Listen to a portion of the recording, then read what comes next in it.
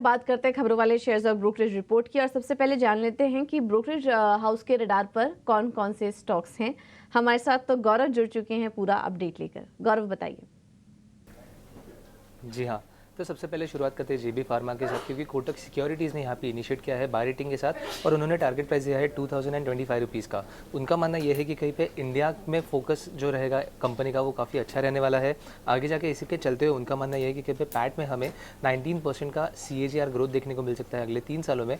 इसी के साथ साथ कंपनी के जो एक्विजिशन है वो भी काफ़ी अच्छे से प्ले आउट होने वाले हैं और आखिर में कहीं पे एक जेबी फार्मा जो है कहीं पे एक प्रीमियम पे ट्रेड होते हुए हमें देखने को मिल सकता है और इसी के चलते हुए उनका एक बुलिश व्यू जो है वो मेंटेन रखा है उन्होंने जेबी फार्मा के लिए।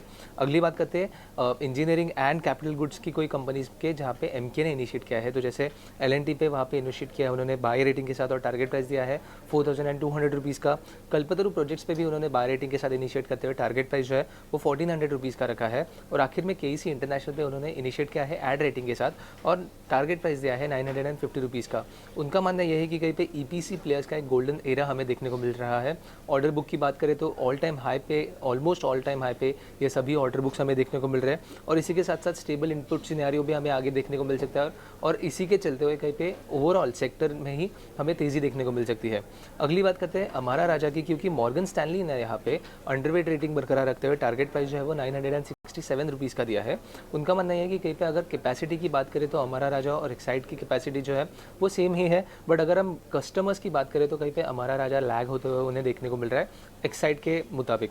और इसी के साथ साथ अगर हम बात करें EV बैटरीज़ की भी, तो वहाँ पे भी एक थोड़ा क्लैरिटी आना बाकी है, क्योंकि EV बैटरीज़ के प्राइसेस में भी डिफ्लेशन चलते हुए हमें देखने को मिल रहा है और इसी के चलते हुए एक ओवरऑल सेक्टर पे उनका व्यू बुलिश रहेगा, बट उनका प्रेफरेंस जो है वो एक्साइड पे रहेगा अगर हम अमारा राजा और एक्साइड को कंपेयर करें तो। और आखिर में बात करते हैं डिक्सन टेक की, जहाँ पे HSBC ने बाय रेटिंग बरकरार रखते हुए टारगेट प्राइस जो है वो बढ़ा के 12,800 रुपीज़ का दिया है।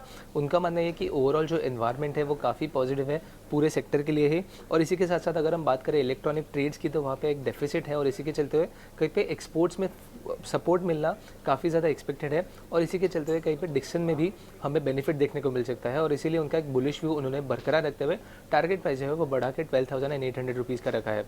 तो ब्रोकरेजेस की तरफ से ये सब स्टॉक्स पे हमारी नज़र काफ़ी बनी रहेगी, क्योंकि एक स्ट्रॉन्ग व्यू जो है वो उनकी तरफ से हमें देखने को मिल रहा है।